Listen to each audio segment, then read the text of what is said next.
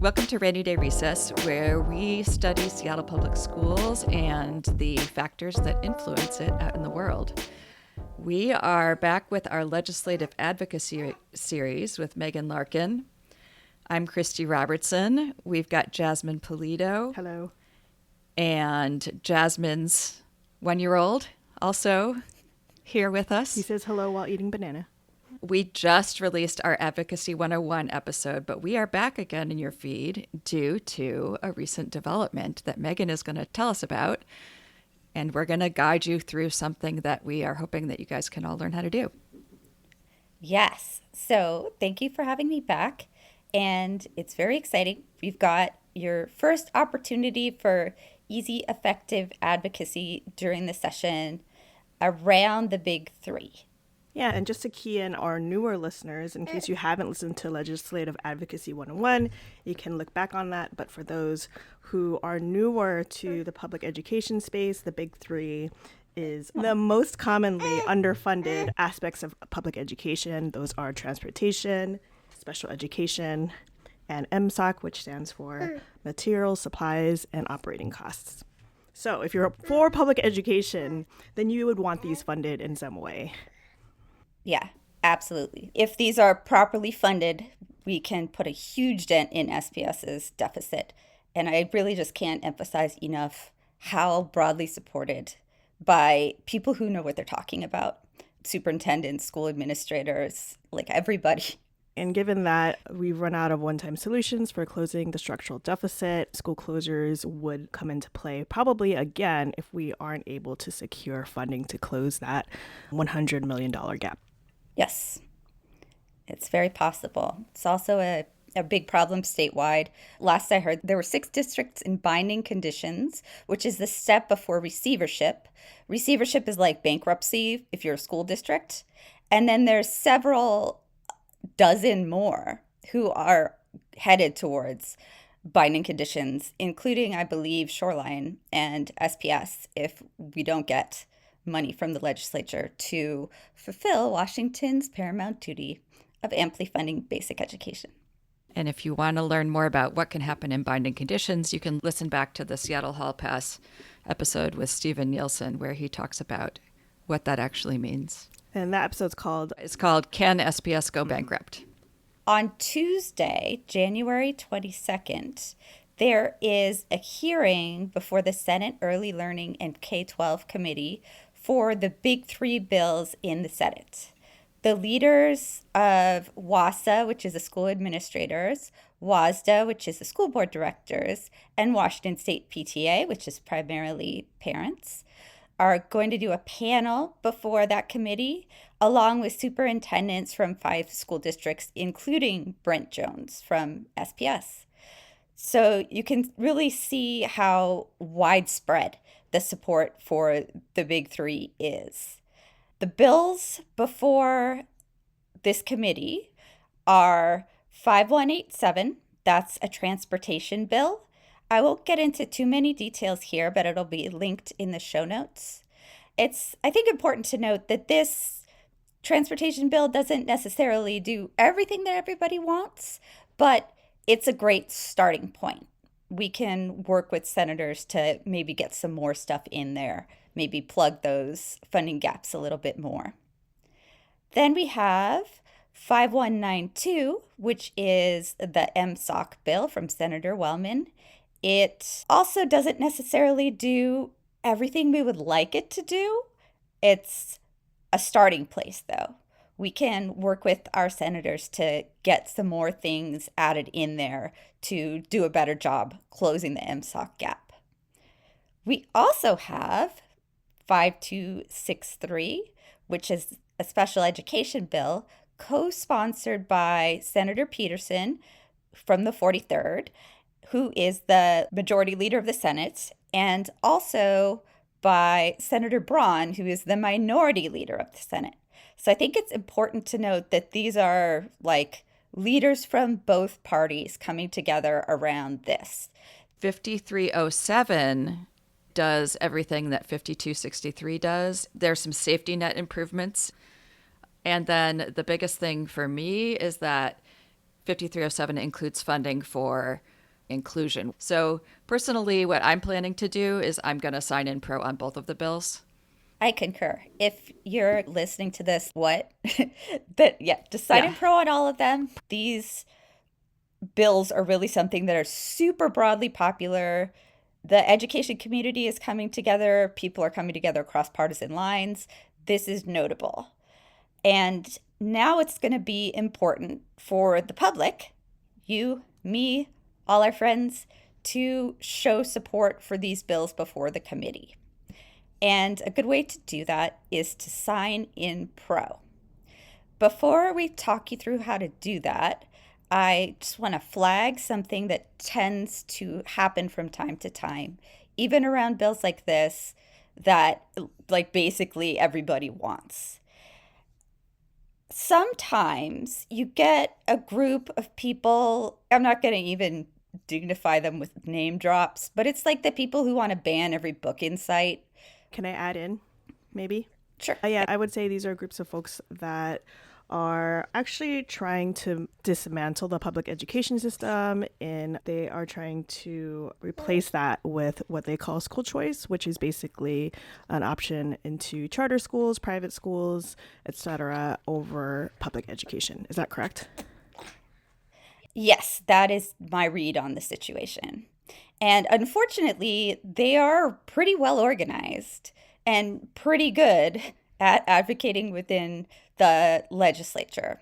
So something that in the past we've seen groups like this do is wait until the 11th hour. So it looks like the bill's pretty quiet, everybody supports it, nobody really needs to mobilize to get this through, and then they pounce and get everybody to sign in con at the last minute. The vast majority of people support the bill, but it looks like it's controversial because of all the people that have signed in con.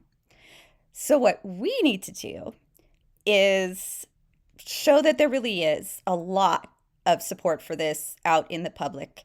And we can do that by signing in pro. And I'm so excited that Jasmine has agreed to sign in pro in real time on this podcast. Exciting advocacy opportunity. Yeah, and if it's really easy, then I should be able to do it with my 1-year-old in my one hand, Yes. and then my computer clicking in the other. I'm assuming. I guess I'll demonstrate that for everyone. Yes, this will be a great demonstration. We also are going to post a video of this so that you guys can see it on our YouTube channel. So look for that. We'll post a link to that as well. But we'll try to talk through it so that you could follow even just by listening. What's the next thing? Are we walking me through stuff? Can I share my screen? Oh, that would be perfect. Okay. You can find it by just Googling Washington State Legislature. Okay, so Washington State Legislature? Yep. Okay, there it is. So our transportation bill is 5187. So if you enter that in the bill number Okay. field. 5187. Okay. Okay. And there's those buttons along the side. I see them. You see where it says sign up to testify. Okay. All right. And there we go. Cool. Okay, let's start with the first one. So I'm in testify. Okay.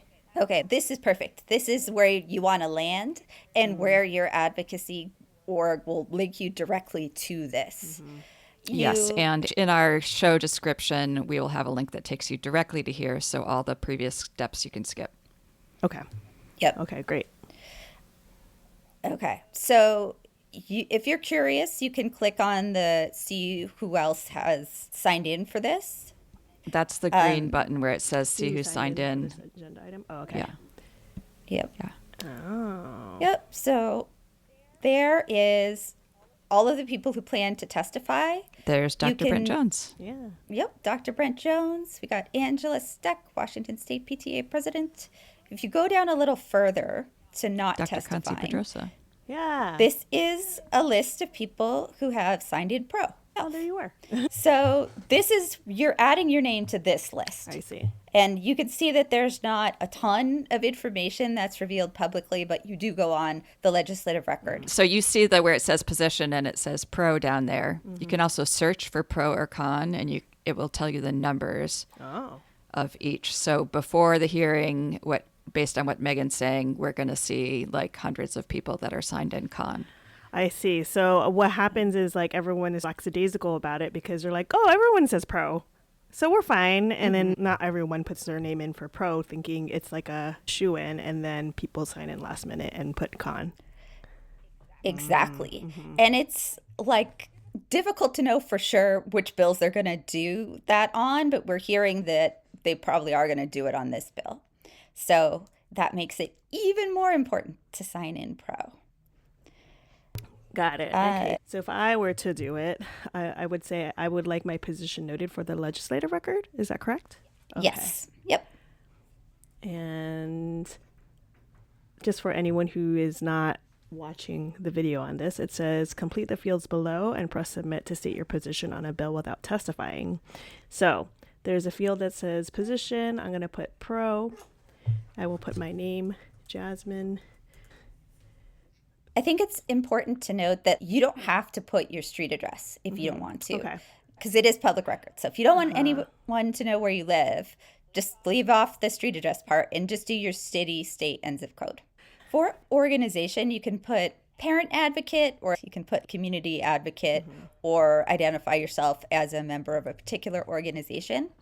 Sometimes people sign in on behalf of their organization. So let's say that you're in a PTA or PTO. Your entire PTA can sign in pro on this if you have your membership vote that they want to do that. That's wonderful. I feel like, okay, I'm going to go back to my school and tell the PTA, let's do this. And we can all do it at the same time. We could just get on a Zoom and I'll do it. So it's like a community event. But anyway, great. So I'm going to put my city, which is Seattle, Washington, and my zip. All right, so I'm going to put my phone number in. And then I will click I am not a robot and then submit registration. So I'm submitting. And then I get a screen that thanks you for your submission. Information is now included. And we can view the committee hearing on TVW, and it has a link. That's cool. Yeah. Very cool. But this says remote testimony registration. I don't have to do any sort of testimony, though. It's just saying that. No, you just stated your position for the legislative record, and that's it. And that's a form of remote testimony. Okay, great. Okay. So if we go to sign up for more. It's so annoying that it doesn't take you right back to the committee. I might hit the back button instead to get back to the... Let's do that. You can also, once you have the link, like you're on this page, if you just save that link, you could just keep coming back to the sign-in page. All right, let's save it. Should I do another one? Yes. Okay, great. Okay, so do you want to do the next one? Sure. Okay, so I'll go back. 5192. 5192. Okay. And there's those buttons along the side. I see them. Sign up to testify. Okay. All right, so it's already clicked on agenda item 5192. And there we go. Cool, and then we're here. And I can do this green button again. Can I see? Because I'm nosy and I want to see who signed in. Yeah, I always look at that. Oh, Dr. Aramaki is there, who is also a Big Five superintendent. And Dr. Pedroza, who used to be our associate superintendent. Dr. Brent Jones is there. And then not testifying, but also pro. It's a few people. Okay, great. So I would like to note my position. And then my position is pro. I'm going to put my name in. So here is me. Okay. And I'm, again, literally doing this with my non-dominant hand as I hold my 1-year-old. So you can do it too, everybody. Let's see. And then it looks like address is optional, so I will leave it blank. City is Seattle, state Washington. I will put in my zip code and phone number.